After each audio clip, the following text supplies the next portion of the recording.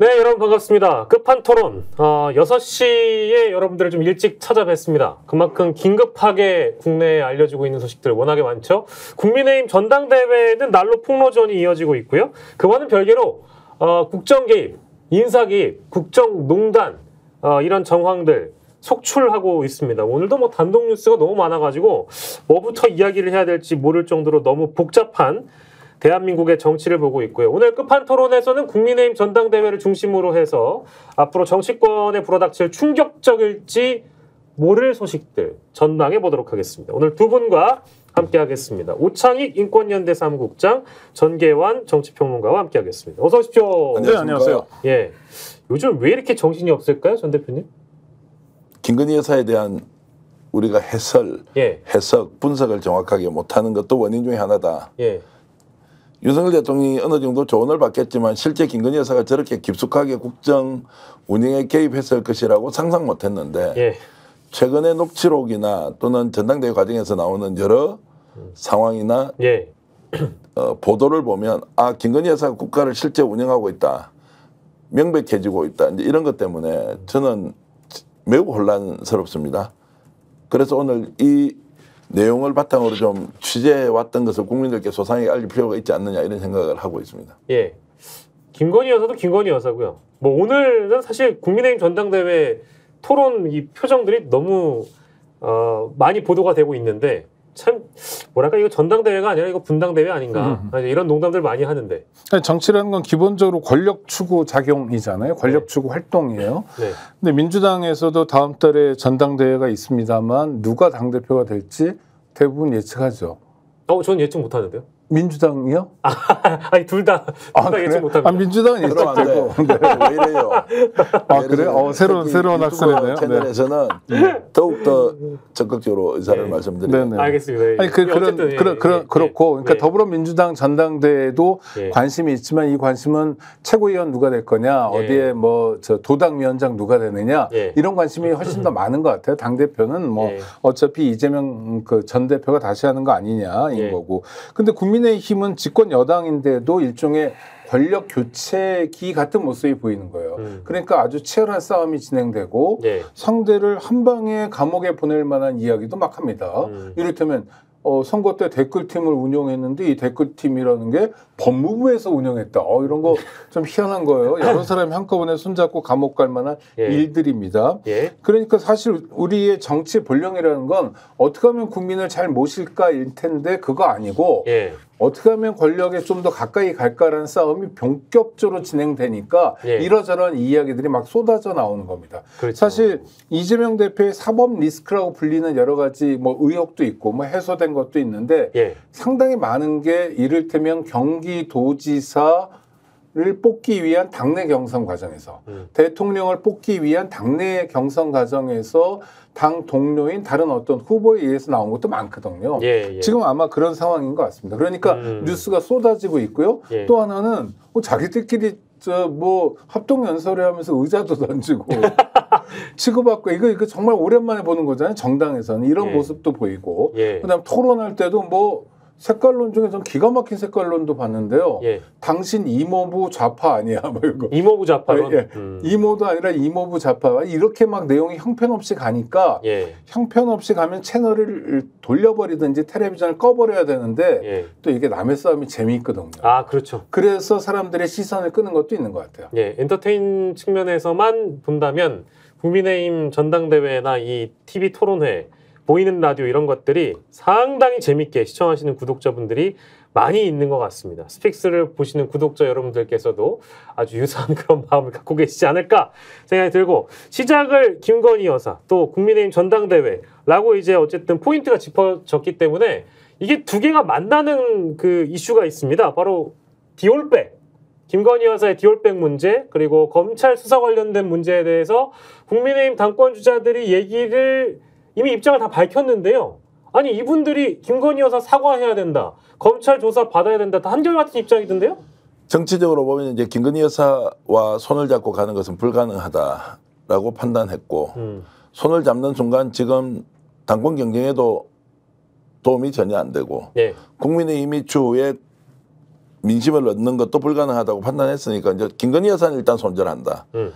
다만 이제 윤석열 대통령과 손절을 할 것이냐 말 것인가는 좀 다른 문제겠죠. 예. 선출된 대통령이고 워낙에 지금 김건희 여사가 국정농단에 깊이 개입했다는 정황이 속출하고 있으니 일제히 용산을 향해서 김건희 여사와 손을 떼라 또는 우리는 김건희 여사와 손을 명확하게 떼겠다라고 선언했으니까 이것이 미칠 파장은 집권 세력 내부에서 보수 정치 집단 안에서 굉장히 큰 이제 후폭풍을 몰고 올 가능성이 있다고 보고요. 이걸 윤석열 대통령이 받아들일지 말지는 추후의 문제이긴 하지만 당권 주자 4명이 일제히 김건희 여사와 손절하겠다.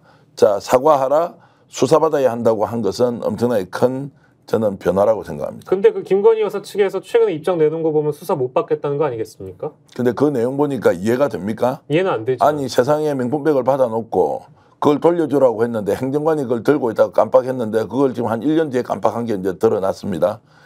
이게 내부에 뭔가 메시지를 전달하는 체계 자체가 작동하지 않는다는 거예요. 매우 적극적이고요. 감정적이고. 사실이라면. 그렇죠. 그렇죠. 사실이 아닐 것 같긴 하지만. 사실이 아니기도 하고요. 저런 메시지를 던져할 때는 지금은 그걸 뭐라고 했습니까? 얘를 대통령 기록물처럼 보관하고 있다고 했지 않습니까? 그 사실과 지금은 돌려주라고 했는데 행정관이 실수로 돌려주지 않아서 보관한다. 이것은 전형적인 법꾸라지들이 나중에 책임 소재를 타인에게 넘기고 그것에서 모면하기 위한 수단일지는 몰라도 이런 메시지 자체가 대통령실이 지금 현재 특정 사안에 대해서 대응하는 방식, 내용 그리고 이것이 국민들에게 전달되는 파장 전혀 고려하고 있지 않다는 거죠. 매우 오만하고 또 매우 서투르기도 하고 두 가지 모습이 다 있는 것 같아요. 오만하다는 건 행정관에게 시켰는데 이 직원이 깜빡했다. 네. 그 국민이 그 얘기를 들으면 깜빡 넘어가 주나요? 아니거든요. 깜빡이라는 말을 이렇게 함부로 쓰는 것은 되게 오만한 태도이고 또 하나 서툴다는 건 대표님 말씀하셨듯이 그전까지는 대통령 기록물이어서 문제가 없다고 피해 나갔다가 지금은 깜빡이라고 피해 나가는 게 누가 봐도 서투르잖아요. 왜 저 사람들 저러지? 왜 매를 벌지? 왜 논란을 키우지? 하는 두 가지 측면이 다 존재하는 것 같아요. 근데 이제 우리가 서투르다고 표현해 주는 것은 굉장히 격조 있고 예의를 갖춰서 하는 것이고요. 아니 원래 김건희 씨가 대통령 부인 김건희 씨가 심평 변호사의 표현에 의하면 그 논문 있잖아요. 멤버 유지. 품격을 갖춘 논문이다 이런 평가도 들었던 분이거든요. 네, 그 얘기 좀 이따 하겠습니다. 그래서 이제 행정관이 돌려주지 않았다는 그 이제 대통령실의 반응을 보고는 엉터리다, 엉망진창이다. 그리고 도대체 대한민국의 대통령실, 과거 같으면 청와대 메시지팀에서 이 수준밖에 못 내느냐. 그래서 저는 이게 홍보수석실이나 대변인실을 통해서 나온 얘기가 아니다. 정상적으로 작동하는 대변인실이라면 이렇게 메시지를 내지 않는다고요. 전혀 다른 루트에서 누군가가 이렇게 내라고 지시했던 사람이 있을 테고요. 그러면 이제 법꾸라지 기술로 보면 빠져나갈 수 있어요. 야, 너 덮었어. 뭐 이제 이렇게 하고 솔직히 말씀드리면 그냥 똥통에서 똥물을 막 퍼부어버리고 누가 맞든 모르겠다 이렇게 해서 던져버린 거 아니냐 이런 생각이 들었습니다. 그 유경옥 행정관이라는 사람이 검찰 조사 받을 때 했던 얘기가 검찰 발로 언론에 리크가 되는 거잖아요. 그러면 검찰도 언론에게 흘릴 수 있는 내용만 취사 선택해서 흘릴 가능성이 높은데 이 중요한 내용을 검찰 마음대로 흘린다라는 건 저는 제 상식에는 안 맞는 것 같고 아직까지는 아마 위쪽에 어떤 중요한 분들의 오더를 받아서 취사 선택해서 내용을 공개하고 있다라고 저는 합리적 의심을 하거든요. 그러면 말씀하십시오. 풀스토리 보면 이런 거 아닙니까? 자, 진술하는 과정에서 내가 돌려주기로 했는데 깜빡하고 안 돌려줬습니다. 그러고 나서 검찰이 어떻게 했습니까? 아 그래? 그러면 대통령실에 있겠네? 있는지 없는지 확인하러 가자고 했던 거 아니에요.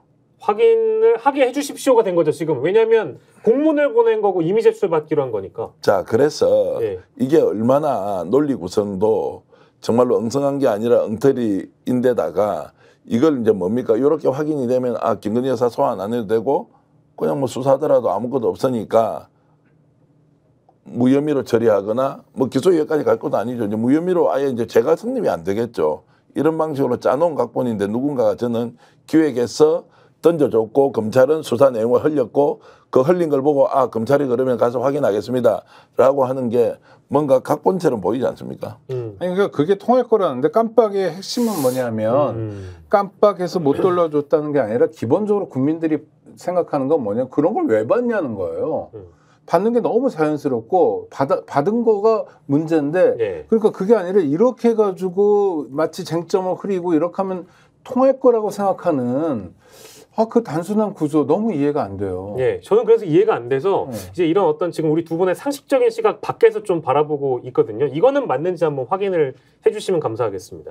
이거는 어찌됐든 홍보석이나 정무석이나 안에 있는 참모들이 뭔가 기획해가지고 밖에 내보는 내용이 아니라 저는 윤석열, 김건희 두 분의 아이디어가 아니고는 이게 불가능하다라고 보는데 가능성이 이분들 중에 특수통이신 분이 한 분 있잖아요. 네. 이분이 프레임을 또 다른 프레임으로 덮고 또 다시 비틀고 이렇게 해서 여론을 많이 만져봤던 분이라서 이거를 왜 이렇게까지 무리수를 두면서 풀까라는 생각을 저는 해봤거든요. 저희가 이렇게 물어뜯는 동안 더 큰 게 뒤에서 기다리고 있으니까 이걸 가리기 위해서 시선을 돌린다. 이건 어떻습니까? 아니, 그것도 말이 되죠. 지금 최상병 사건도 거부권 뭐 해야 되고 예.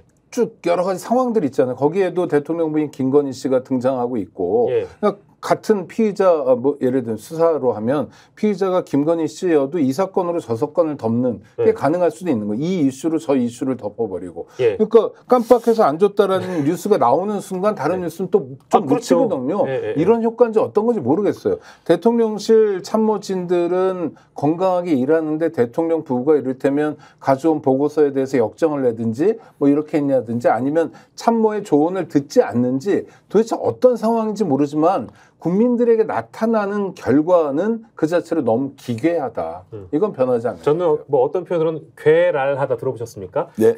괴이하고 지랄 맞다. 괴랄하다라는 표현을 많이 하더라고요. 예, 정기환 대표. 이렇게 생각했을 겁니다. 민심은 모르겠고요. 또 전문가 집단에서 어떻게 분석하든 법적으로 피해가면 된다. 이것은 당사자가 돌려주기로 했는데 예. 자 내가 못 돌려줬습니다라면 이것은 범법 행위가 되지는 않지 않습니까? 심부름시킨 것을 깜빡해버린 거죠. 네. 그런데 나는 돌려주라고 했다는 사실이 존재하기 때문에 그것을 전달한 것으로 이것은 나는 또 피해가는 거 아닙니까? 이걸 어느 누구도 믿지 않을 것임을 알고 있지만 법적으로는 처벌받을 가능성이 없는 겁니다. 그것이 지금 저는 어떤 사람이 기획을 했던 프레임으로 만들어서 그냥 무죄이면 되는 겁니다. 범죄가 안 되면 되는 겁니다. 그냥 욕을 뭐 어떻게 듣든지 이것은 중요한 게 아닌 거죠. 근데 만약 그 사건으로 기소가 된다면 뭐 기소 자체를 안 하려고 하겠지만 법정에서 뇌물을 받은 사람이 예.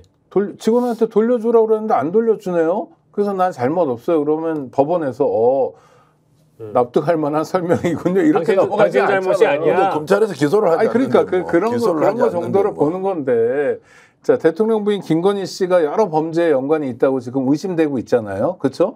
뭐 수사 무마도 했다, 뭣도 했다 이런 게 여러 가지가 있지 않습니까? 뭐 도이치모터스 주가 조작만이 아니라 근데 그런 게 이렇게 이런 식으로 다 막을 수 있다고 생각하는 것 같아요. 이 사람들은 그냥 이렇게 방향만 돌리면 이런 얘기를 하면 당장 욕은 좀 하겠지만 그래도 검찰에서 수사를 못하고 이런 식으로 종결할 거야 라는 생각들을 하는 것 같아요. 근데 지금은 통제가 되니까 그렇지만 당장 정권이 바뀌면 어떻게 되죠? 검찰이 통제될까요? 전혀 아니거든요. 전적으로 동의하고요. 그래서 지금 여러 사건이 터졌는데도 반성하거나 실제적 진실의 규명을 하거나 이런 거 없이 오로지 덮기로도 2년 동안 아무 문제 없이 왔습니다. 네. 지금 생기는 모든 문제도 비슷한 방식으로 계속 덮을 거예요. 법기술자니까 어떻게 다루면 되는지. 말씀하신 대로 자 정권이 바뀌어서 검찰이 그대로 둘 것이냐는 것은 현재 상황이 아닙니다. 네. 미래 가면 또 법기술을 부려가지고 이것은 빠져나갈 수 있다고 생각하는 순간 덮을 수 있는 모든 수단은 다 동원해서 법적으로 덮어버리는 겁니다.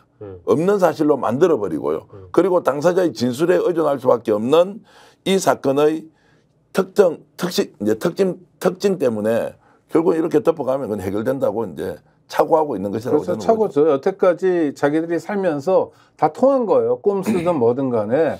그러니까 그냥 쉽게 말씀드리면 손바닥에 임금왕자 써가지고 다니면 왕이 되는 것처럼 여기는 사람들이에요. 그러니까 겁도 없고 그 사리 판단을 못하는 상태 같아요. 예. 아니, 예를 들면 진중권 씨하고 57분 통화했다는 거 있잖아요. 예, 김건희 여사랑. 네네. 그 어떤 부인하고 일이 있더라도 57분씩 통화해 본 적 있으세요? 최근에요? 아니 뭐 부인이 아니고 그거 실제 배우자라도 그렇게 동하기 배우자 그쵸 배우자 집에 가서 만나면 돼요. 아니 누군가와 57분 통화 아, 이거 정말 어려운 거 아니? 생각해보면 그동안 내가 누군가와 이렇게 이 정도로 길게 통화할 사람이면 차라리 만나죠. 예. 막 현안이 안 풀리거나 설득하거나. 예. 사실 그렇게 오래 통화할 일이 없거든요. 예. 누구에게나. 그러면 진중권 씨와 김건희 씨는 어떤 사이죠? 뭐 자문 그룹인가요? 아무 사이도 아니죠. 아무 사이도 아니죠. 예. 그러니까 저는 의문이 그럼 진중권 같은 사람 뭐 무시하는 게 아닙니다. 이런 사람하고 57분 동안 아주 정치적으로 중요한 국면에 통화를 했다면 만약 청와대 참모들은 대통령 참모들은 어떻지? 만약에 장관은 어떻지? 그리고 무슨 인사에 개입한다는데 자기가 심어놓은 사람이 있으면 얼마나 오랫동안 통화하지? 오랫동안 통화하는 건 우리가 서울의 소리 기자와 통화하는 걸 통해서 봤잖아요. 그러니까 이분이 굉장히 많은 곳에서 이러고 있었던 거예요. 진중권 씨 얘기가 나오니까 심평이라고 변호사 이 사람도 나도 그만큼 통화했어 이러는 거예요. 아, 이건 무슨 경쟁하는 것도 아니고 부끄럽습니다. 네, 부끄럽습니다. 예. 본질은 이제 국정 운영에 김건희 여사가 깊이 개입했다라고 우리가 의심할 수밖에 없는 것이지 않습니까? 57분 통화의 시간도 길긴 하지만 그 내용이 실제로 지금 이 상황에서 어떻게 대응하는 것이 맞느냐면 분배, 그 조언을 받고 이렇다는 것은 결국 대통령실 내부에서 부속실이든 아니면 뭐 정무 라인이든 그 안에서 대통령과 배우자는 한 몸이니까 어찌됐든 그런 상황에서 어떻게 대처할 것인지를 공적 기구 안에서 논의를 해야 하는데 그게 없이 바깥에서 다 의논하고 결론 내면 본인이 지시했을 가능성이 매우 높다. 최근에 제가 확인한 바도 뭐 그렇게 지시가 내려오지 논쟁이나 토론 아예 없다는 거 아닙니까? 내부에서는. 그리고 누군가 조언자 그룹에서 조언을 적극적으로 해줄 의사도 별로 없는 것 같고 대통령실 안에서. 그렇게 본다면 바깥에서 정보를 취합해서 의견을 듣고 본인이 중요한 의사결정을 해서 집행을 했던 이 패턴이 계속 이어졌을 가능성이 높다. 그러면 그게 뭐냐? 바로 국정농단이다. 그게 비선그룹이고요. 거기서 핵심은 뭐냐면 진중권이든 심평이든 또 그 누구든 간에 이 사람들은 아무런 책임이 없는 사람들이에요. 무책임이잖아요. 아니, 장관은 뭐 어떤 책임을 지잖아요. 선출직 공무원이건 누구나 자기 이름을 가지고 활동하면서 책임을 질 텐데 이 사람들은 그냥 비선 라인이거든요. 그러니까 그 비선 라인의 무책임한 이야기를 듣고 가장 중요한 의사결정 구조인 대통령 부부가 움직였다는 거예요. 우리에게도 영향을 미친다는 거죠. 대통령 부부가 그런 식으로 누군가 57분 동안 통화하고 통화한 걸 관철시키고 그 결과가 우리가 보는 거고 이게 정치적인 행보만 있겠냐는 거예요. 이를테면 경제정책은 어떻게 하죠? 물가정책은 어떻게 하죠? 이런 거 특히 안보를 어떻게 하죠? 여기까지 생각이 미치면 정말 무서워요. 이러다가 혹시나 또 전쟁 나지 않을까 하는 이제 그런 우려나 그런 것들을 국민분들께서도 충분히 느끼시고 있을 것 같고 심평, 진중권, 비선 민간인들과 이렇게 통화를 오래 하면서 조언을 받는 김건희 여사의 모습을 봐서 그런지는 모르겠지만 아무튼 지금 당권 주자들은 사과하고 검찰 수사 받으라는 거 아니겠습니까? 근데 그렇게 안 할 것 같잖아요. 그러면 그렇게 안 하면 차후에 당권 주자가 되는 사람이 칼을 빼들어야 되는 겁니까? 아니면 그냥 고스란히 다시 칼을 집어넣고 예전과 같은 당정 관계가 될까요? 지난번 같으면은 복원이 되어서 대통령실 눈치 보고 이렇게 했겠지만 지금은 상황이 달라졌다라고 저는 보고요. 두 가지 아닙니까? 지금 현재 대통령과 김건희 여사의 관계에서 김건희 여사의 행태를 계속 묵인해주거나 옹호해주는 방식으로 갔을 때 다음 지방선거가 있겠냐 없겠느냐. 두 번째 이번 당권 주자는 특성상 자기 대통령의 비슷한 위치에 가서 이제 미래의 자기 정치를 해야 되는 사람인데 이 사람들이 지금 현재 상황을 갖고 대통령실 유리하도록 해주는 것이 자신의 정치에 도움이 되겠느냐. 뭐 둘 다 아니라고 보면 어떤 식으로는 이제 어느 정도 선을 그을 것이라고 저는 보고요. 한동훈 비대위원장이 될 가능성이 가장 높다고 저는 뭐 전망을 합니다만 만에 하나 원희룡 뭐 국토부 장관이 된다고 하더라도 뭐 이 사람은 자기 정치 안 하겠습니까? 지금 원장관도 하는 여러 가지 행태를 보면 국민 여러분 놀랍지 않습니까? 원희룡 장관이 저렇게 바뀌었어요.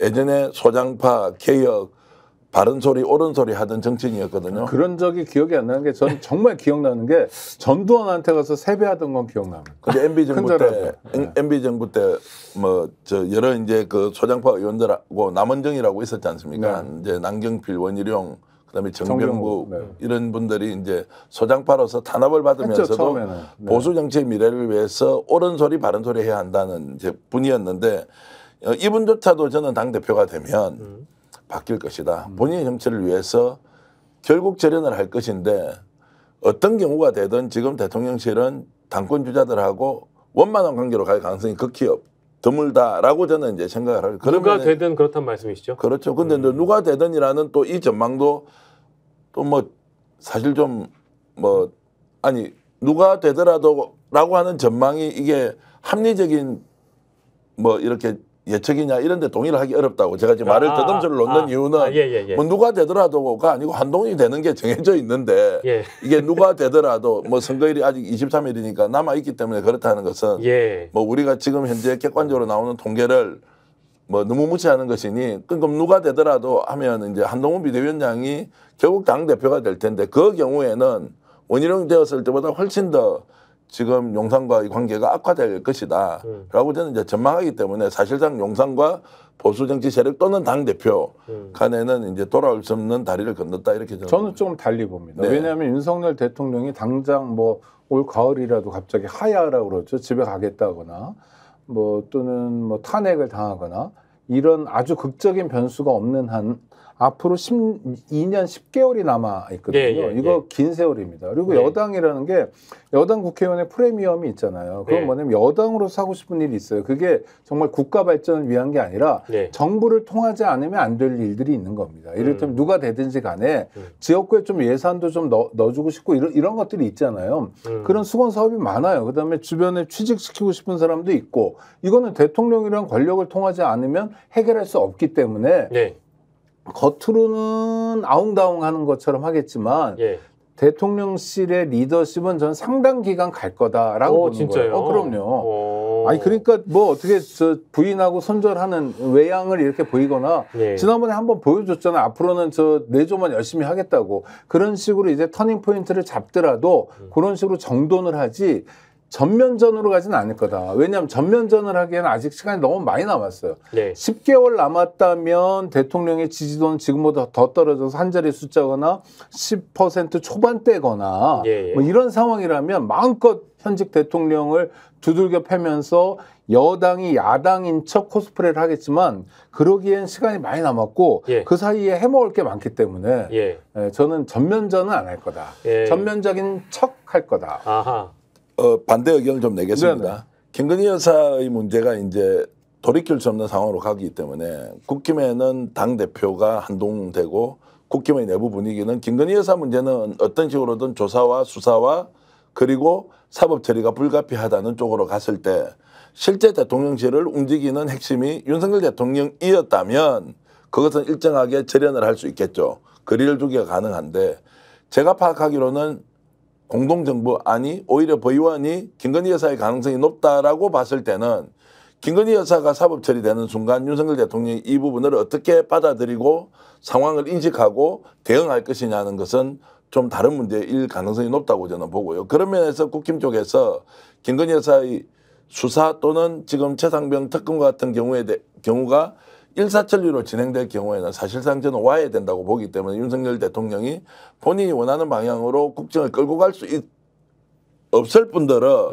실제로 이런 상황이 발생하면 사실상 레임덕이 아니라 대더덕 상태로 급격하게 저는 추락할 수밖에 없다고 이렇게 봅니다. 그러니까 대통령 부인 김건희 씨가 검찰이든 특검이든 수사를 받기 시작하는 순간부터 정권은 급속도로 붕괴해요. 그렇게 김건희 씨는 붕괴되고 윤석열 대통령 살아남고 이런 시나리오는 불가능합니다. 한 몸이거든요. 그리고 그것이 저는 국힘의 붕괴를 가져오지는 않을 수도 있어요. 절연할 수 있는데 과연 이를테면 윤김, 그러니까 윤석열 김건희의 분리가 가능하냐. 분리했다고 치면 우리가 믿을 거냐. 뭐 이런 것도 있고요. 또 하나는 한동훈과 윤석열의 분리는 정말 분리인가에 대해서 저는 계속 질문을 던져야 된다고 생각합니다. 이게 약속대련인가 아닌가도 물어봐야 된다고 생각해요. 왜냐하면 따져보면 자 한동훈 당시 비대위원장이 윤석열 대통령에게 폴도 인사도 하고 그랬지만 뭐 어쩌고 마리 앙뚜아네트 이런 것 때문에 괘씸했다. 그래서 윤석열 대통령이 전화해서 뭐 욕도 하고 비서실장 보내서 너 관둬라 이랬다는 거 아니에요. 하여튼 좀 기분 나쁘게 해서 자기도 기분 나쁘다. 그 상태가 지금까지 오는 거라고 설명들 하고 있는데 한동훈 검사가 윤석열 검사를 모시고 20년 동안 살면서 기분 나쁜 일이 한두 번이었겠습니까? 라고 묻고 싶은 거예요. 그 다음에 함부로 대한 게 한두 번이었겠어요? 일도 안 하고 후배한테 야 이거 네가 처리해. 알아서 풀어줘. 이것도 못하냐 짜식아? 라는 말을 한두 번 들었겠어요? 제가 봤을 땐 일상적으로 들었을 것 같거든요. 그렇죠? 그러니까 욕 몇 마디 했다고 기분 나쁜 관계일 수 없다는 거예요. 여기도 윤석열 김건희 관계처럼 윤석열 한동훈 관계도 우리가 설명하는 것보다 훨씬 더 끈끈한 관계일 수밖에 없어요. 그런데 마치 정말 뭐 원수인 것처럼 사무친 뭐 원한이 있는 것처럼 하잖아요. 전 이거 물음표 던져야 된다고 생각해요. 저는 반대합니다. 네. 한동훈 비대위원장은 예. 지금 윤석열 대통령과 완전히 다른 길을 가고 있고 한동훈 비대위원장의 길에 동의를 한다면 한동훈은 받아들일지 몰라도 윤석열 대통령 가는 길에 한동훈 비대위원장은 동의할 가능성이 없다.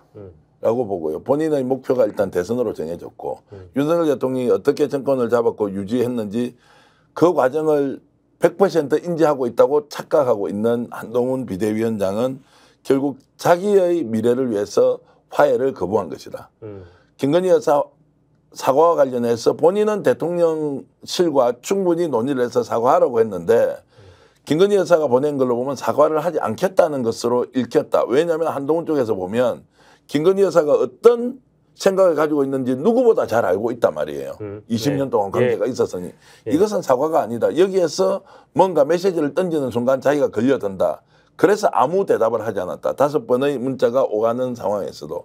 대신 대통령실과는 계속 이야기를 해서 사과하라고 했다. 윤석열 대통령이 거부했다. 이제 이런 스토리를 아직도 본인이 확실하게 얘기를 하고 있습니다. 이제 이 말은 뭐냐. 대통령하고 같이 갈 수 없다는 것이고 취재를 해봤을 때 들리는 이야기는 한동훈 비대위원장은 지금 윤석열 대통령의 삶의 궤적과 근본적으로 다르다고 스스로 생각하고 있고요. 그 말은 좀 더 나가면 서민의식도 남다르고요. 엘리트의식도 남다르고 그래서 우리는 아예 근본이나 원판이 다른 사람들이다 라는 인식으로 본인이 꿈꾸는 대한민국을 만들겠다라고 하기 때문에 저는 윤석열 대통령과 손잡을 가능성이 없다고 봅니다. 전 대표님 말씀이 맞다고 생각해요. 어떤 면에서 맞냐면 상식선에서. 아니 진짜로. 그런데 상식선에서? 아니 진짜 제가 아는 그런 비판은 더 좀 따갑긴 한데 상식적으로. 이게 뭐냐면 제가 아는 검사들 그중에 특수부 검사들 정말 무에서 유를 창조하는 이런 검사들의 세계관은 좀 다를 수 있어요. 이를테면 이런 겁니다. TV 토론할 때 윤석열 당시 후보가 왕자를 써가지고 나간 게 잡혔어요. 그럼 묻잖아요. 그럼 뭐라 그러죠? 동네 아파트 앞에 동네 할머니가 이거 쓰면 좋다 그래서 그냥 한 거다. 뭐 이렇게 하는데 그거는 누가 봐도 거짓말이잖아요. 그렇죠. 뭐 예를 들어서 저는 굉장히 그 분야 무속이든 뭐 이런 분야의 전문가가 이렇게 해준 마사지 해준 것 같아요. 그런데 이제 아주 간단하게 거짓말 하잖아요. 근데 우리는 상식선에서 거짓말할 때 이렇게 좀 버벅대거나 이제 말이 좀 뭐 이렇게 모션을 좀 쓰다거나 뭐 보통 사람들 그래요. 근데 전 윤석열 대통령은 인신공격하자는 게 아니라 어떤 말을 거짓말할 때 떨림이 없어요. 되게 희한한 인식 체계예요. 그러니까 자기가 기준인 거. 저는 검사들한테 그런 얘기 정말 많이 들었어요. 대한민국에서 가장 깨끗한 집단이 검사라는 거예요. 얘만 얘기하는 거야. 얘도 그러고 다들 그래요. 미쳤나 이것들이 하는 생각이 들 정도. 아니 왜 그러냐면 굳이 이해한다면 범죄 수사를 하다 보면 교육자 중에 가장 질 나쁜 교육자만 보니까 아마 그런 것 같은데 예를 들어서 99만 원 세트도 그렇잖아요. 불기소 세트. 검사들이 룸사롱 가서 막 공금으로 이렇게 난리를 쳐요. 그래도 하나도 미안하거나 이런 게 없잖아요. 그러니까 거짓말하거나 부인하거나 할 때 저는 이런 세계관 이 중에서 가장 예전에는 한 20년 전까지는 공안부 검사들이 그렇게 많이 설치고 다녔는데 지난 20년 동안은 특수부 검사들이 세상이었거든요. 그래서 검찰도 좀 나눠서 얘기하는 사람들이 있습니다. 형사부 다르고 마약 좀 다르고 특수부 검사라는 게 그래서 나오는 얘기인데 저는 그러니까 그 가능성 윤석열 한동훈 두 사람이 약속 대련을 하는 것일 수도 있다는 가능성을 한 자락 깔아 넣을 필요가 있다는 거예요. 안 그러면 우리가 잘못하면 다른 사람들하고 같이 한동훈 씨를 막 박수치는 거. 이게 왜 그러냐면 지금 국민의힘 지지자 중에 여론조사를 해보면 한동훈 후보가 당대표가 돼야 된다는 사람들이 60% 이상으로 높아요. 압도적이라고 보죠. 왜냐하면 나머지 후보가 3명이나 되니까. 그런데 국민의힘 지지자가 아닌 일반 국민들 중에서도 지금 50% 넘게 나오거든요. 그전에는 이를테면 민주당 지지자 성향이나 진보 성향의 이상의 사람들이 한동훈에 대한 경계가 있었어요. 이 경계가 이를테면 문자를 씹었다든지 뭐 이런 부분을 통해서 희석되고 있는 거예요. 윤석열, 한동훈이 뭐라 봐도 같은 사람들이었는데 예. 좀 달리 보이기 시작한 거죠. 그럼 이건 정치적으로 보면 한동훈 후보의 승리거든요. 이런 승리에 대해서 저는 의심을 해봐야 된다라고 말씀드립니다. 이런 과정에서 한동훈 후보가 예를 들어서 이미지가 세탁이 되고 있잖아요. 아하. 갑자기 무슨 민주투사 같아요. 예. 세탁이 많이 됐죠. 그런데 이제 한 자락 깔아놓고 이 두 사람은 언젠가 또는 약속 대련을 우리가 확인을 할 수 있을 것이다라는 것도 어느 정도 인정하지만 그 약속 대련으로 확인되는 순간은 양쪽에서 정치적 이해가 맞아떨어질 때 그렇게 할 것이다라고 저는 보고요. 지금부터는 정치적 이해가 맞아떨어질 가능성이 없다. 특히나 윤석열 대통령이 지지율이 30%, 25에서 30 정도 나오는 상황에서 한동훈이 당대표가 되어서 될 것이라고 전망하는 사람이 일반 국민 50%, 국민의힘 지지자들은 60% 넘잖아요. 그러면은 결국 윤석열 대통령 지지자들은 누구를 지금 현재 당대표로 선호하는지 모르지만 한동훈은 본인은 독자적으로 이미 자기의 영토를 구축해 놓은 상태예요. 그렇죠. 여기에서 윤석열 대통령과 손잡는 게 이익이다 손해다 그것을 물어볼 필요가 없죠. 필요할 때는 서로 손잡겠지만 한동훈은 이제 독립변수로 아예 떠나나가는 것이니 그 사람이 갖고 있는 검사 출신으로서 정치인으로서 자질과 그리고 역량에 대해서는 논할 바는 아니고요. 그러나 상황으로 봤을 때는 다른 길로 가고 있다라고 이제 보는 것이 합리적이라고 저는 생각합니다. 네, 그런데 그 노태우 씨가 예. 전두환 청와대에 하명을 받아서 87년 6월 29일 날 6.29 선언을 한 것. 그 당시에 노태우는 민주화 투사처럼 보였거든요. 그리고 그 인기로 대선까지 나가서 양김이 분열했다고 했지만 뭐 부정선거가 있다고 했지만 대선에서 이기는 결과를 만들어냈어요. 그러니까 반전을 가져온 거죠. 근데 뭡니까 그 둘은. 쿠데타를 같이 했던 공범이었어요. 동기였고요. 너무너무 가까운 사이였고 그 가까운 사이가 나중에 둘이 이 수위라고 그러죠. 죄수복 입고 법정에 섰을 때 손잡는 장면으로도 나오잖아요. 그런 사이였어요. 그러니까 저는 그런 것에 대한 의심을 계속 가져야 된다. 안 그러면 그들의 쇼, 그들의 퍼포먼스에 고스란히 속아 넘어갈 수가 있다. 예를 들어서 민주와 검사 독재가 싸우고 있단 말이에요. 구도가 아주 단순화시키면. 근데 민주주의에 대한 이미지를 이를테면 이재명 후보가 가지고 있다.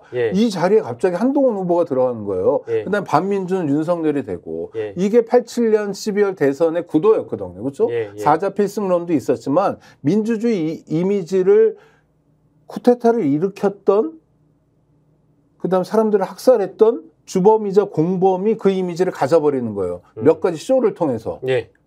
저는 이거 긴장해야 된다. 그러니까 그 긴장은 전적으로 동의를 하지만 이거 한동훈과 윤석열은 한 몸이다라고 하는 것은 정치 고관여청은 당연히 알고 있는 내용인데 한동훈을 윤석열의 아바타나 한동훈은 결국 윤석열이 없으면 살 수 없다는 구조로 앞으로 정치적 상황을 해석하기 시작하면 실제로 민주당이 정권을 교체하는데 굉장히 어려울 수도 있다.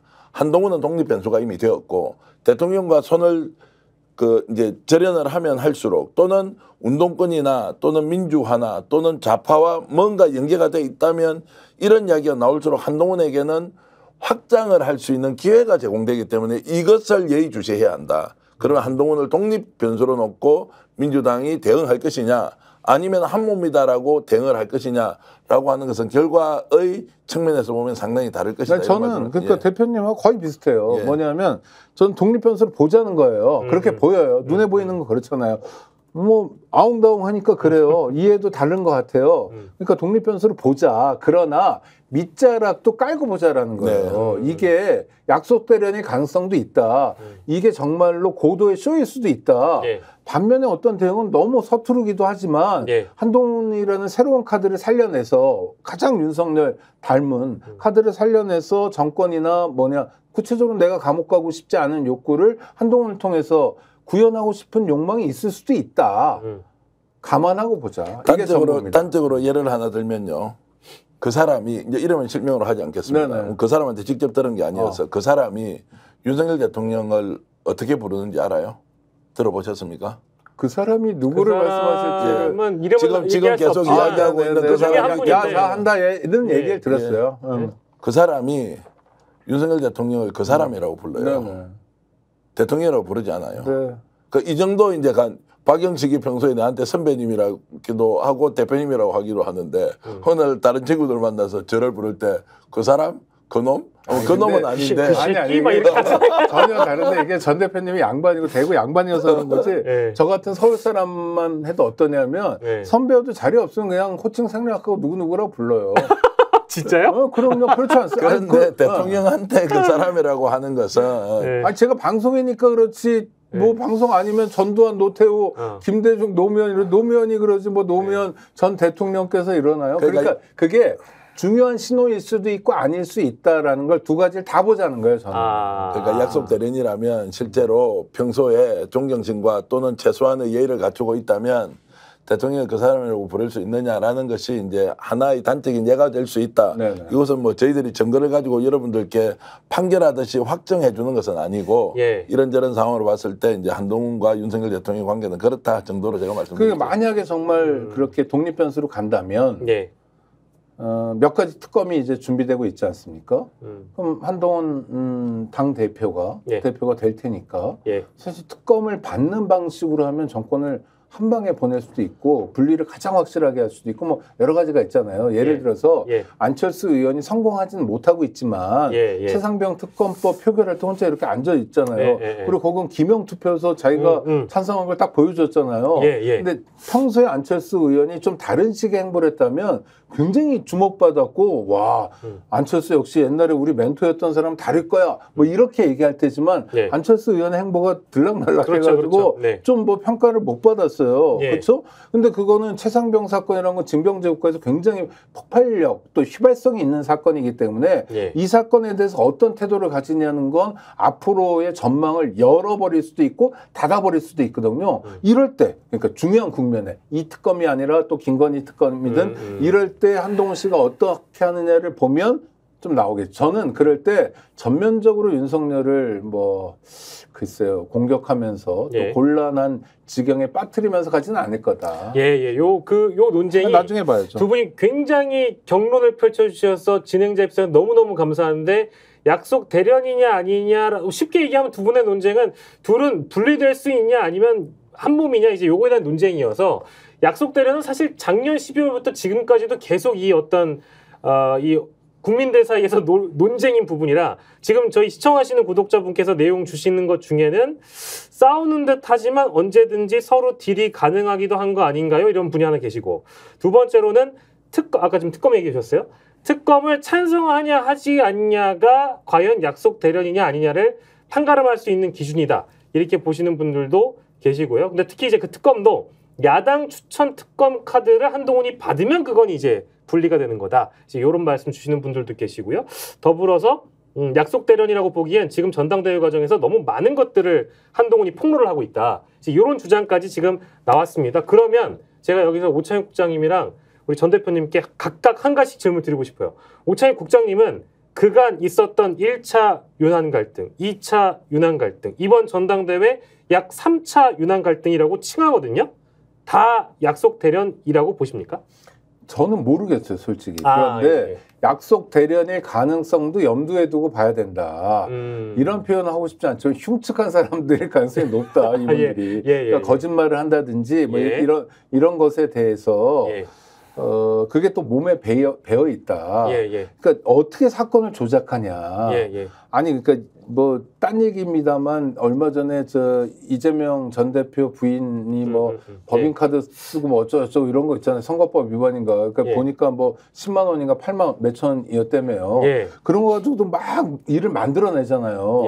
근데 자기들이 검찰에서 특수활동비 쓰는 거 이런 거는 정말 어마어마하거든요. 영수증 하나도 없고. 그러면 뭐 세금 도둑 잡아라 이런 단체가 있습니다. 하승수 변호사가 하는데 거기서 이제 정보 공개 청구도 하고 그러니까 영수증이 이 검찰청 구내식당에서 먹은 영수증은 말짱한데 검찰청 밖에서 먹은 영수증은 다 이게 종이가 다 날아가 버리고 휘발되고 막 이런 거예요. 그런데 그런 얘기를 버젓이 하잖아요.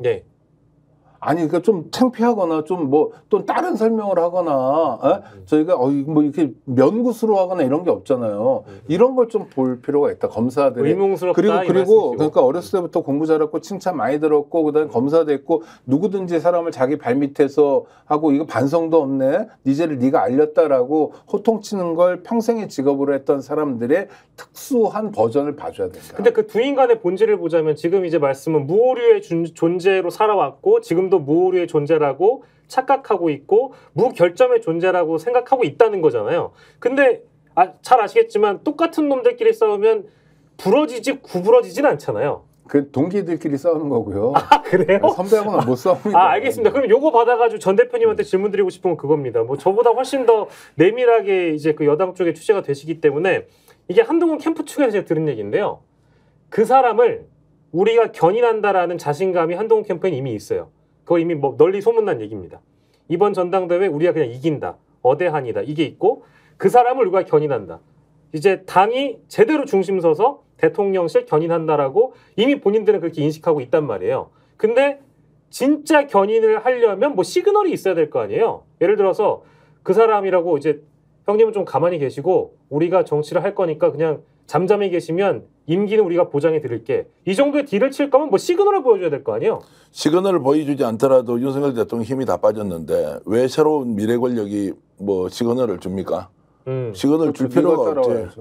따라오거나 안 따라오거나 그것은 이제 취사 선택은 용산에서 해야 될 일이고요. 대통령은 괘씸하다는 말을 뭐 여러 번이 아니고요. 한 수십 번 했을 거예요. 예. 그리고 그 앞에 뭐 엑세스도 붙어 있었을 것이고요. 괘씸하다 이 말은 배신 땡기고 도망갔다는 거 아니에요. 이거 용서가 안 되는 거예요. 근데 배신을 땡겼다고는 이 사람은 왜 내가 끝까지 충성해야 되냐고. 내가 법무부 장관에서 혼자서 다 뚫리게 맞았고 당대표를 하라고 해서 비대위원장을 어쩔 수 없이 맡아서 당을 끌고 왔어. 그 과정에서 새로운 리더십은 한동훈을 통해서 가야 된다고 하는 것이 민심으로 다 나오지 않았느냐.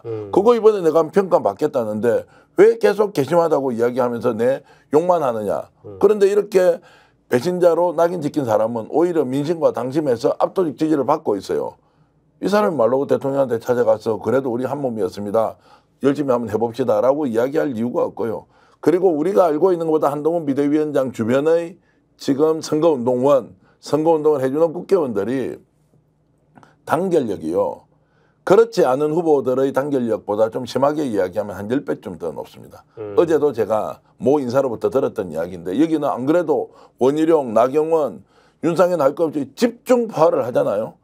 더 똘똘 뭉쳐가지고요. 원래 싸울 때 그래요. 캠프에 국회의원은 가서 활동할 수 없지 않습니까? 보좌진들이 가서 자기 일처럼 다 지금 하고 있어요.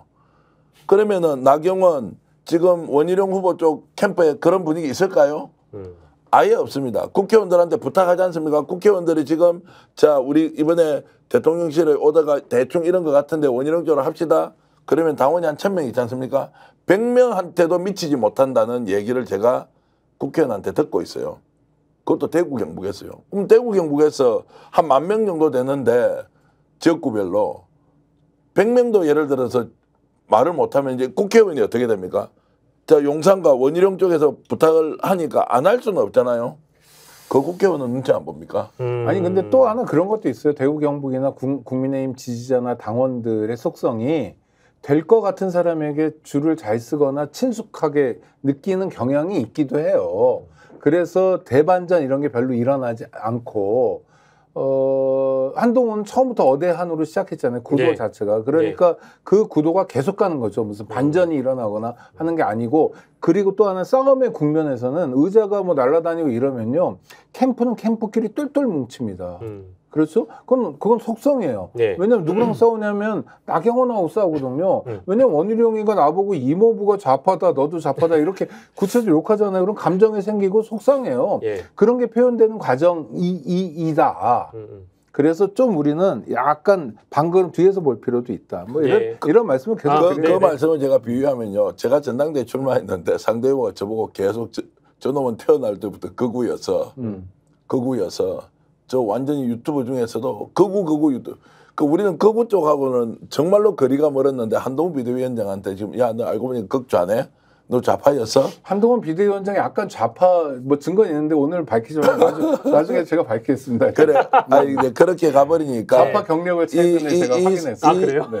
한동훈 비대위원장을 지지하고 있는 국회의원들이 더 똘똘 뭉친다는 거예요. 더 똘똘 뭉쳐서 여기에서는 물러서면 좌파로 몰려가지고 결국 보수에서 아예 우리를 배제할 것이라는 위기감을 가지고 있으니까 개별 국회의원들은 거기 좌파가 어디 있습니까? 그러니까요. 다 근데 원래부터 태극기, 애국 뭐 이런 쪽으로 이제 익숙한 사람들이니까 더욱더 똘똘 뭉친다는 거고 거기에 반해서 다른 후보들은 뭉치는 분위기가 전혀 없다. 근데 민주당으로 가보면 예를 들어서 당대표 선거는 쟁점이 별로 없잖아요. 누가 될 것 같으니까. 네. 그런데 시도 뭐 도당위원장 이런 걸 하잖아요. 그럼 이제 이게 뭐랑 되냐면 바로 다음 선거인 지방선거에 영향을 미치지 않습니까?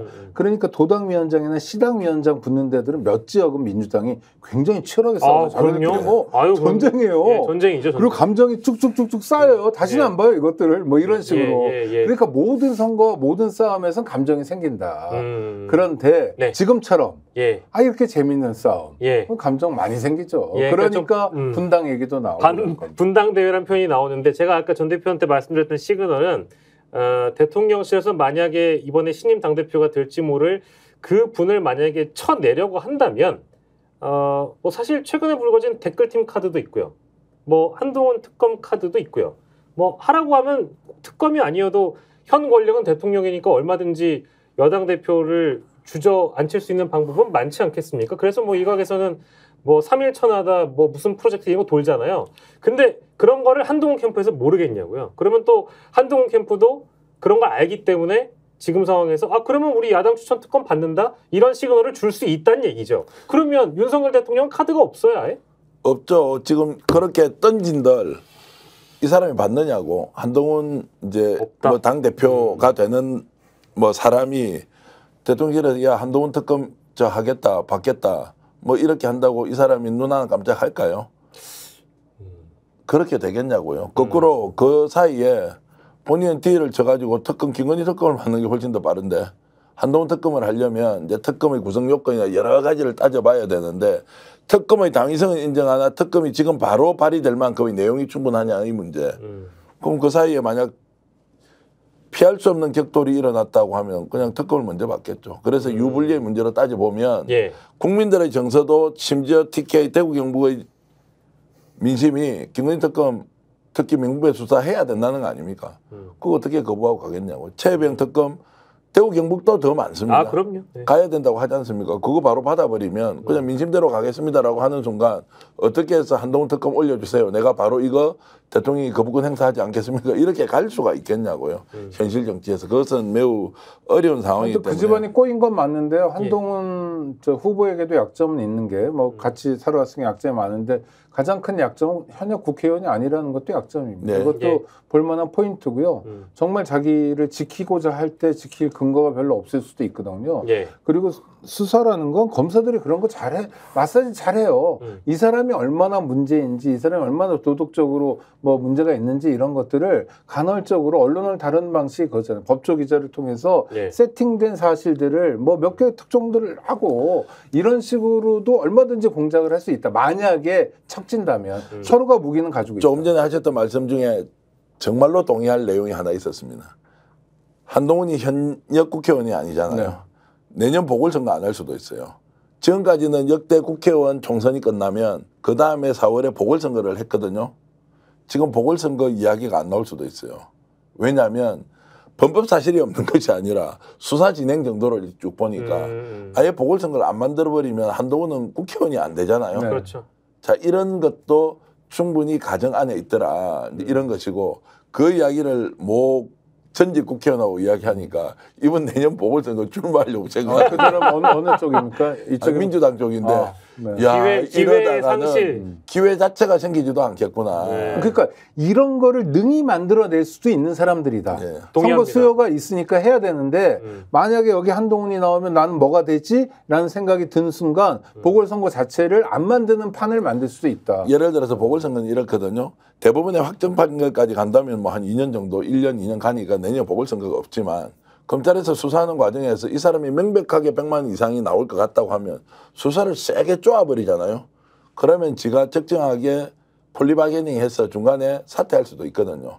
그게 이제 보궐선거가 원래 생기는 일반적인 패턴이라고요. 근데 이번에는 이제 안 생길 수도 있다. 이런 정도는 윤석열 대통령이 만약 마음을 먹는다면 가능하지 않겠느냐 이런 말씀을 드릴 수 있겠습니다. 알겠습니다. 저희가 이제 뭐 이제 국민의힘 전당대회 내지는 이제 분당대회라고 부르고 있는 이 갈등이 응축돼서 폭발하는 지금 장면들을 여러 번 이제 노출됐고 봤는데 지금 이제 말씀 들어주시는 분들 입장에서는 그런 궁금증도 들 것 같아요. 좋다, 누가 당대표가 됐다. 저도 뭐 이제 그쪽 캠프에서 들은 얘기지만 몇몇 인물들은 아무튼 가만두지 않겠다. 이제 이런 얘기까지 뭐 들리고 있을 정도니까, 그러니까 앙심을 품게 된 그 대상이 있을 거 아니겠습니까? 예를 들면 뭐 장해찬 전 최고 같은 경우에는 살아남을 수 없을 것이다. 이런 얘기까지 들린단 말이에요. 그러면 이제 그런 과정에서 탈당, 분당, 뭐 이제 갈등을 어떻게든 매듭을 짓고 막 봉합을 하더라도 이게 터져 나온단 말이죠. 그럼 국민의힘이 쪼개지거나 뭐 일부 나가거나 이런 방향의 그런 갈등은 생길 가능성이 높지 않을까요? 저는 뭐 매우 낮다고 보고. 맞습니까? 아, 그래요? 뭐 결국 자기 그룹의 정치적 이익을 생각하면 나가서 풍찬노숙 한다는 것은 그 죽음과 비슷하기 때문에. 아니 장해찬 씨만 하더라도 어차피 이 사람 자기 자리가 없어요. 아, 지금 어차피 무소속이구나. 아니 국회의원도 아니고 뭐 어차피 자리도 없는 사람이니까. 예. 그러니까 이럴 때는 이제 지혜로운 처신이 싸우더라도 안에서 싸우고 바깥에 나가는 순간 그 사람을 몰아내는 자들이 다 똑식하는 구조이기 때문에 깨지고 싸울 가능성이 없다. 심지어 윤석열 대통령조차도 뭐 몇몇 국회의원들을 데리고 나와서 별도로 정당을 만든다. 이것도 불가능한. 그럼요. 죽죠 그 순간. 불가능한 가정이고요.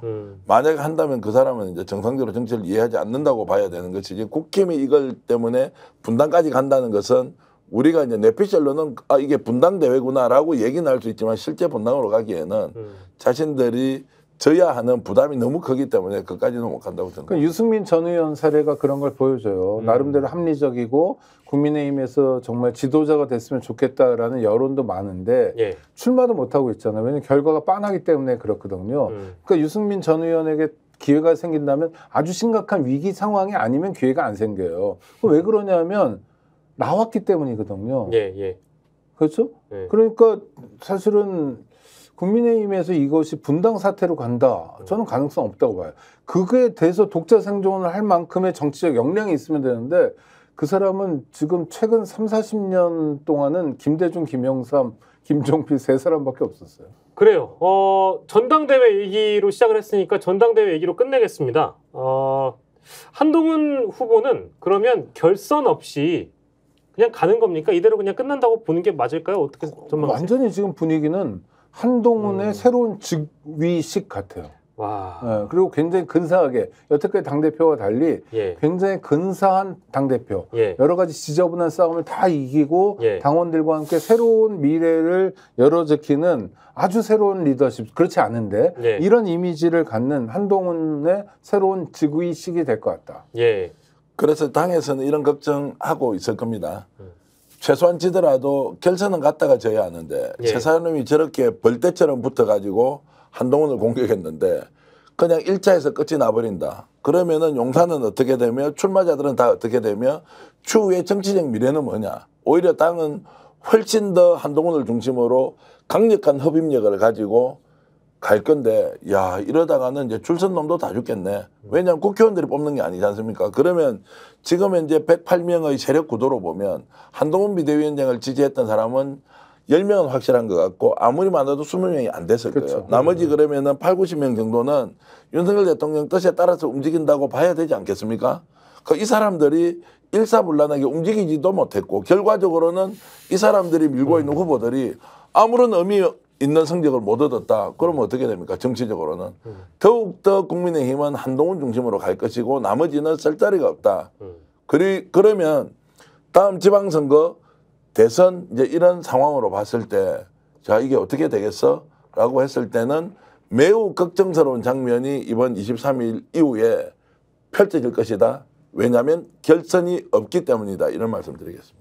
야, 그 이제 민주당까지 또 이렇게 얘기가 되고 나니까 저는 사실 오늘 오기 전까지도 제 뷰와 전망은 그래도 이 결선은 가지 않겠는가라는 생각을 했거든요. 왜냐하면 지난 전당대회에서 아무리 연권을 해도 김기현 후보가 52%였는데 뭐 물론 김기현이 한동훈은 아니지만 근데 그때 안철수, 천하람, 황교안 김기현 나와가지고 진짜 온 에너지를 다 투입해가지고 52% 나왔잖아요. 이번에는 그렇게 영끌 분위기도 아닌데 결선 없이 그냥 끝난다는 게 저는 아직 잘 와닿지가 않아서 제가 아직 국민의힘을 잘 모르나. 말씀하신 겁니다. 김기현과 한동훈의 차이죠. 그런가요? 네. 김기현이 이를테면 다음 대통령 선거에 나갈 우리 당의 미래 자산이라고 생각하는 당원들이 많았다면 김기현이 나가면 정권 재창출할 수 있을 거라고 많이 여겼다면 그거보다 훨씬 더 나왔겠죠. 그런데 김기현이 보니까 야, 미래는 천하람에게 있지 김기현에게 있냐 이런 거거든요. 그리고 대통령하고 같은 칼라로 나왔고. 이런 부분이 이제 결선 투표로 간다는 가정은 이게 있어요. 국회의원들의 역량, 지금 용산의 역량, 원희룡 후보의 역량으로는 불가능.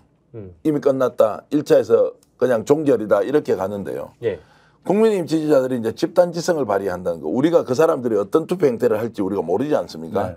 그러면 그 집단지성이라는 것은 결국에는 결선에서 이기도록 해주고 예선에서는 그래도 2등짜리는 만들어 놓는 그러면서 윤석열 대통령과 한동훈 비대위원장이 일종의 공존의 공간에서 활동할 수 있도록 하자라고 하는 것이 제가 지금 쓰고 있는 소설입니다. 이게 이제 집단지성의 형태로 발휘한다면 모르지만 제가 파악하고 있는 지금 운동의 행태 그리고 운동원들의 열정 그리고 실제 민심의 흐름과 여론조사의 결과로 봐서는 결선으로 갈 가능성이 없다 이렇게 보는 것이 맞다고 저는 뭐 또 하나 국민의힘 지지자 당원들이 집단 지성을 발휘한 적이 별로 없으세요. 그래서 죄송한 말씀. 너무 민주당이나 이쪽은 막 그래. 노무현 같은 사례가 있잖아요. 이렇게 해가지고 소위 이렇게 뭐죠 개딸이라고 그러든 뭐든 이렇게 끌어가는 대중이 지도자를 끌어가기도 하고 우원식 국회의장 선임 과정이나 이럴 때 보면 뭐 어떤 역동하는 힘 같은 게 있잖아요. 근데 국힘 당원들에게 이런 게 별로 안 보이거든요. 그래서 이거를 뭐 결선 투표를 만들고 그다음에 둘 다 살 수 있는 어떤 새로운 정치 구도를 만들자라는 방향으로는 안 갈 것 같아요. 오늘 대표님하고 제가 각이 제대로 쓰네요. 제대로 쓰니까 오히려 저는. 논쟁적이어서 저도 뭐 굉장히 좀 감사하게 생각하는데요. 1차 투표에서 결선 안 가는데 55%, 60%를 얻었다고 한번 상상해 보십시오. 이 정치판에서. 그런 일이 실제 일어날 것 같거든요. 지금 분위기로는. 그럼 어떻게 되냐고. 오늘 우리 방송 보시는 분들 만약 그런 일이 일어나면 상상 초월의 후폭풍이 필연적으로 온다. 이런 말씀을 제가 드리고요. 50% 언저리가 아니고 55% 넘어버리지 않습니까? 그러면 이거는 뭐 정말로 격변의 상황이 국민의힘의 한동훈을 통해서 올 수 있다. 그래서 한동훈이가 좋고 안 좋고 이 문제하고 완전히 다른 문제예요. 이 판이 윤석열 대통령 김건희 여사로는 안 된다고 국힘의 당원들이 결정한 거예요. 그것도 노골적으로 원희룡을 밀고 있는데 원희룡을 밀고 있는데 나경원 후보는 왜 두 사람 단일화 하지 않습니까? 단일화를 해봐야 못 이기기 때문에 서로 할 수 없는 거예요. 여기서는 씨름으로 치면 삿발을 놓는 사람이 다치기 때문에 뭐 이기든 지든 끝까지 가야 되는데 세 사람이 공멸할 수가 있죠. 지금은. 단일화를 해고도 지니까 못하는 거는 단일화하고 지면 더 망신이거든요. 근데 그래서 제가 뭐라고 말씀드렸냐면 이번 전당대회는 한동훈의 새로운 즉위식 당대표 취임식이 아니라 즉위식인 거예요. 전혀 여태까지 본 거와 다른 새로운 종류의 리더십이 생기는 거예요. 게다가 이게 건강한 리더십처럼 보여요. 그건 아니에요. 어쨌든 그건 아닌데 그래서 지난 총선에서 검사 독재 정권과 싸울 것 같은 영남의 다선 중진 의원들이 누구 때문에 공천받아서 당선됐습니까? 김건희 여사 때문에 그랬잖아요. 명품백 때문에 그랬잖아요. 이번에 한동훈 비대위원장이 압도적으로 승리했다. 그건 누구 때문에 되는 겁니까? 용산에서 나서서 원희룡 만드는 바람에 그리고 김건희 여사와 관련된 각종 비리 의혹이 국정농단 수준의 사건들이 터지면서 한동훈을 누가 더 키웠냐고요? 당원들이 키웠다고요? 아니요. 용산과 김건희 여사가 키워가지고 오히려 본인들이 감당할 수 없는 이제는 정치적 경쟁자 또는 정적을 만드는데 가장 일조를 한 사람은 윤석열 대통령과 김건희 여사다. 이렇게 말씀드리겠습니다. 자, 그러면 저희 천기 누설 좀 해보겠습니다. 이거 지금 결선 안 간다고 두 분 다 장담하신 거잖아요. 이거 퍼센테이지가 맞추기가 진짜 어렵습니다. 근데 이런 부탁을 안 드리려고 했는데 두 분이 워낙에 이제 호기롭게 말씀 주셨으니까 한동훈을 포함해서 4명의 후보의 이 득표율 좀 미리 예언해 주시면 전 예언할 수 있어요. 아, 예, 지금 예언 먼저 해주시죠. 근데 그러면. 문제는 3명, 나머지 3명의 득표율을 예언하기 너무 어려워요. 왜냐하면 이게 고만고만하기 때문에 예. 윤상현이 좀 처지지만 고만고만해서 어려운데 그래도 해주시면 안 됩니까? 일단 한동훈 후보는 정확히 맞출 수 있을 것 같아요. 한동훈은 몇 %입니까? 57%. 57이요? 아, 55를 넘어간다. 57이라는 숫자가 왜 나오냐면 예. 진중권, 김건희 통화한 시간.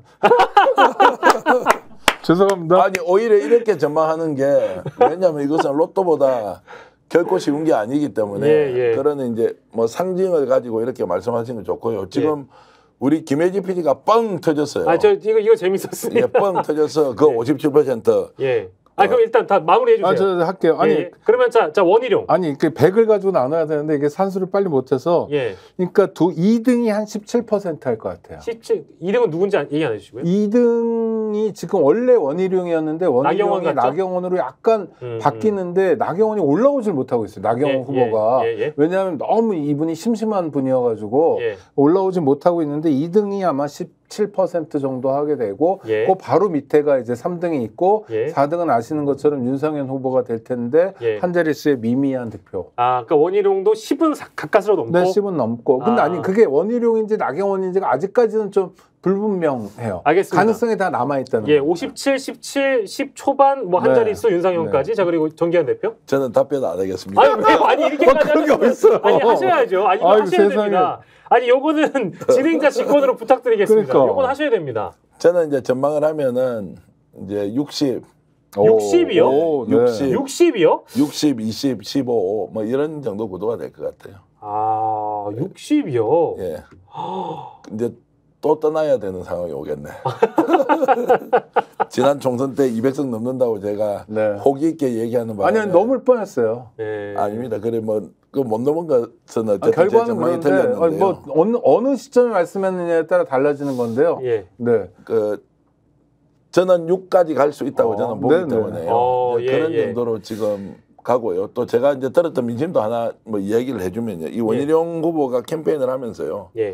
보수 정치 세력, 보수 정치적 성향을 가진 사람들한테 너무나 어필이 안 되는 방식으로 물고 뜯고 쥐어짜고 그리고 계속 공격하고 그리고 앞뒤 말이 막 달라지면서 상대가 막 방어를 못하는 것이 아니라 어처구니가 없어가지고 이게 보수 정치적 성향을 가진 사람이 제일 싫어하는 방식이에요. 아, 예. 저도 너무너무 싫어해가지고요. 특히 대구 경북이 움직여야 원희룡 후보가 되든 말든 결판 나는 거 아니에요?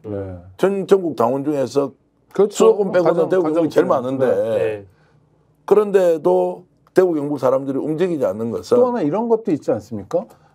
둘 다 서울법대를 나왔잖아요. 원희룡이 훨씬 선배잖아요. 82학번이고 여기가 73학번인가 10년 차이가 넘게 나는데 또 검사도 선배였고 73년생. 73년생이라고요. 한동훈. 그러니까 10년인가 11년 차이가 나는데 후배한테 막 정치 경력도 그렇고 국회의원 여러 번 하고 도지사 2번 하고 장관도 했던 사람이 막 이렇게 하는 방식이 그러니까 선배한테 대드는 건 좀 멋있어 보이지만 원희룡 왜 맛이 갔냐? 왜 그러냐? 이런 것도 좀 있어 보이는 것 같아요. 그러니까 자기 자리를 잘 못 잡는 것 같아요. 원희룡 그래서 후보가. 대구에서 하는 이야기는 딱 쳐다보기 싫다는 거예요. 그러니까. 이게 막 이 싸움을 하니까 이게 뭐 윤석열 대통령을 살리고 죽이고 이게 아니고 좀 제가 리얼하게 표현하면 꼬라지 보기 싫다고. 그러니까, 이게 뭐 선거 캠페인 하는 거 보니까 밥맛이 뚝뚝 떨어진다는 거예요. 이게 뭐냐고. 안 그래도 대구 경북이 무슨 보수의 본산이니 그다음에 보수의 뭐 이런 것들이 해서 긍정과 부정의 비판과 또는 뭐 국힘 지지자들은 늘 이렇게 칭찬을 하지만 지금 선거운동에서 대구 경북은 딱 꼬라지 보기 싫다고. 그러니까 어떻게 원희룡 쪽으로 표가 모이냐고. 그 20% 넘어가겠어요? 그 전통적인 보수들이 어떤 그 호불호가 그 대상에 대해서 어떤 평가를 하는지 말씀 주셔가지고 저는 좀 이걸 바꿔가지고요. 다른 각도로 혹시나 지금 두 분이 예상하신 그 퍼센테이지 중에 한동훈 후보가 원래는 그 정도까지 갈 수 있었는데 약간 그 마이너스 포인트가 될 만한 부분이 오늘 오전자로 있어서 화제가 됐잖아요. 이 보수의 뉴진스, 보수의 아무튼 아이콘인 나경원 후보의 주도권 토론 시간 중에 아니 당신 재판권 가지고 나한테 와가지고 공소 취소해달라고 부탁한 거 아니냐. 이거는 저는 좀 약간 그 전통적인 보수들이 바라보기에 이거 선 넘은 발언이라고 전 봤거든요. 이런 건 영향 없어요? 아니 저는 이제 보니까 그 정도는 이해하기가 어렵겠다. 이걸 이제 설명을 듣더라도 아니, 여기 또 이게 뭐 재판을 이렇게 저렇게 하는데 이거 뭐 내 거 좀 빼달라 이렇게 이제 이야기를 했다라고 하는 이제 그것이 야 이거 뭐야 이제 이렇게 가서 판을 뒤집기에는 그 소재가 굉장히 약했다 이제 이런 생각이 좀 들고요. 근본적으로 지금 나경원 한동훈의 문제가 아니고 대통령실에서 밀고 있는 원희룡과 한동훈의 문제로 일단 보고 이것이 결판 난다. 그러면 2등이 누가 될 것이냐. 아슬아슬하지만 그래도 용산에서 있는 원희룡 후보가 저는 2등이 될 가능성이 더 높다고 보고요. 조금 높은데 그 뭐 잘 모르겠는 면도 있을 정도로 원희룡 후보가 지지부진한 건 사실인 것 같아요. 그리고 혹시라도 나경원 후보가 2등을 해버리잖아요. 그럼 용산은 어떻게 됩니까? 그럼 더 할 말이 없는 것이 아니라 그냥 폭삭 망해버리는 거죠. 그 이렇게 전략 전술을 채워서 이번 전당대회에 한동훈을 배제시키고 해보겠다고 하는 그 정말 하지하책 이 어떤 결과를 낳고 있는지 용산과 또 용산의 대통령 참모들과 김건희 여사가 봐야 되지 않겠습니까? 아직도 이것을 국민들이 또는 당원들이 보여줘야 깨닫습니까? 하지하책으로 결국 자멸하고 있다. 그래서 너무 이해가 안 되잖아요. 그 하책을 쓰는 것도 답답한데 하책을 쓰니 그래서 약속대로일 가능성도 깔고 보자. 우리 좀 멀찍이 좀 보자. 너무 몰상식한 판이었어요. 저는 근데 요즘 TV 토론에 재밌게 보고 있는데 한동훈이라는 이 어떤 캐릭터라고 해야 될까요? 정치인 한동훈이 이제 만약에 대표가 되면 선출직 선거가 처음이잖아요. 처음으로 TV 토론회까지 해서 당선이 되는데 제가 봤던 그 정치인들의 스피치 스타일 중에서 가장 연구 대상인 건 맞는 것 같아요. 왜냐하면 주도권 토론을 하는데 전혀 당황한 기색 없이 아까 그 무결점의 존재라는 그 각인 때문에 그런 것 같은데 바꿔 얘기하면 선생님이 학생한테 야 임마 너 이 새끼 왜 늦게 왔어? 이러는데 한동훈이라는 학생은 그런 거예요. 저 택시 타고 왔는데요? 이래버리면 선생님이 할 말이 없잖아요. 이런 그 대화법을 보여주니까 그 관록의 정치인들이 다 당황해버리는 그런 분위기였던 것 같습니다. 그래서 윤석열 대통령은 벅꾸라지고요.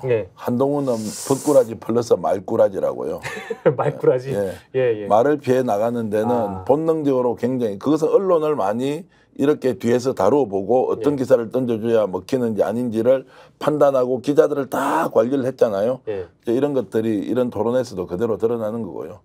지도자로서는 뭐 참으로 그 사람을 지지하는 사람들과 저는 생각이 많이 다르다 이 말씀은 꼭 드리고 그리고 자기가 얘기하잖아요. 자기가 말한 게 아닌데 자기가 뭐라고 어떤 사건에 대해서 이 기사를 전체적으로 주는 경우는 많지 않아요. 보도자를. 그래서 한 언론사씩 이제 골라가면서 주거든요. 하나씩 특종을 조금씩 주는데 그때 자기가 말했던 게 따옴표로 해서 정확히 실리잖아요. 한 관계자든 아니면 관계자의 말이 아니라 그러니까 자기가 그린 그림대로 사건이 나가잖아요. 이러면 어떤 우쭐함이 생기냐면 자기가 세상을 만들어가는 것 같고 움직이는 것 같아요. 실제로 움직여치고. 그렇죠? 수사를 통해서 세상을 움직이는 걸 계속 해본 거예요. 그러다가 박근혜 탄핵도 했죠. 그 다음에 심지어 이 사람들이 가장 그 건방져졌을 때가 어때는 범죄자다 아니다 이걸 떠나서 대법원장 했던 사람까지도 잡아가두고 대법원 판사들 어마어마한 사람이라고 생각했는데 검찰청 복도에 이렇게 앉혀놓고 이러니까 별거 아니거든. 그럼요. 건방이 하늘을 찌르는 거예요 이 사람들이. 못하는 짓이죠. 그리고 당내에서 지금 이제 한동훈 지금 후보를 둘러싸고 있는 몇몇 그 주요 직책을 맡고 있는 이제 국회의원들 있잖아요. 이 사람들도 면면을 보니까 그나마 108명 중에서는 나은 사람들이에요. 좀 젊고 패기 있고 새로운 걸 좀 해보자 이런 사람들이 있어서 한동훈은 참 운도 좋다 이런 생각이 드는데 또 민주당은 이런 이야기 하더라고요. 제발 한동훈이 되라. 대선 후보까지 오너라. 이러면 민주당은 또 대선 과정에서 지방선거에서 훨씬 더 좋을 수 있다. 지금보다. 이런 이야기까지 하니까 결과는 알 수 없지만 우리가 이렇게 진단하고 분석하는 일은 하나하나가 여러분들께 뼈와 살이 되길 바라겠습니다. 저희가 뭐 이 시간에 사실 길게 한동훈 개인에 대한 의혹을 제기하진 않을 거고요. 사실 굉장히 의혹이 다룰 게 많기 때문에 아마 민주당 입장에서는 뭐 차고 넘치는 의혹에 대해서 아직 규명받지 않았기 때문에 검증받지 않았기 때문에 어디 한번 올라와 봐라 뭐 이런 심산인 것 같긴 합니다. 오창익 인권연대 사무국장, 전계환 스픽스 대표와 이 시간 함께했습니다. 저는 박영식이었습니다. 여러분 고맙습니다. 고맙습니다.